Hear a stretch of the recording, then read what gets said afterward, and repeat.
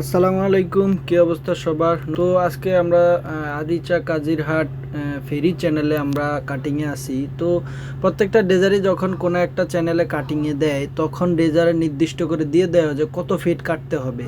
তো আমাদের যতটুকু দেয়া হয়েছিল আমাদের কাটিং শেষ। তো আমাদের পিছনে যে ডেজারটা, এই যে সামনে যেটা দেখতেছেন, এই ডেজারটা আমাদের ভাসমান পাইপের কারণে তার চ্যানেলটা সে শেষ করতে পারতেছে না বা সমস্যা হইতেছে।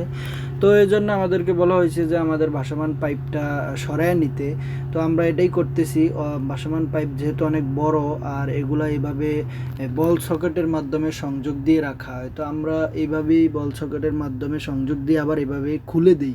এই বল সকেট খুলে দিলেই সংযোগ বিচ্ছিন্ন হয়ে গেলেই পাইপ আলাদা হয়ে যায়। তো আজকে আসলাম আমরা এই বল সকেটের সংযোগ বিচ্ছিন্ন করার জন্য পাইপটা সরিয়ে নেব যাতে তারা কাটতে পারে, আমরা আবার অন্য কাটিং প্লেসে চলে যাব। তো আমরা ক্রেনের সাহায্যে এই কাজটা করা হয়, এটা হাতে করার বিষয় না, যেহেতু পানিতে থাকে। তো আমরা ক্রেন নিয়ে চলে আসলাম, ক্রেন বোট নিয়ে। একটা লক আছে, পাইপের এক মাথা থাকে বল, আরেক মাথা থাকে সকেট। তো এই দুইটা একসাথে ভিতরে ঢুকে একটা লক আটকে দেওয়া হয় যেন না ছুটে।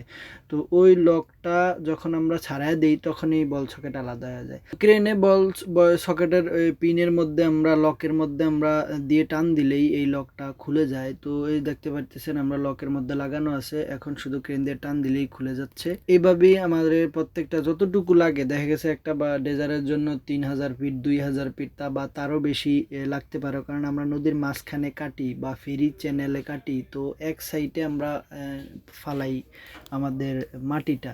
তো এই জন্য আমাদের যতটুকু প্রয়োজন ততটুকু ভাসমান পাইপ দিতে হয়। তো এইভাবে আমরা খুলে দিলাম। তো আজকে এই পর্যন্তই, দেখা হবে আগামীতে পরবর্তী অন্য আরেকটি ভিডিওতে। তো সবাই সে পর্যন্ত ভালো থাকবেন আর আমার ভিডিওটিতে লাইক দিয়ে শেয়ার দিয়ে দিবেন। সবাইকে ধন্যবাদ। আসসালামু আলাইকুম।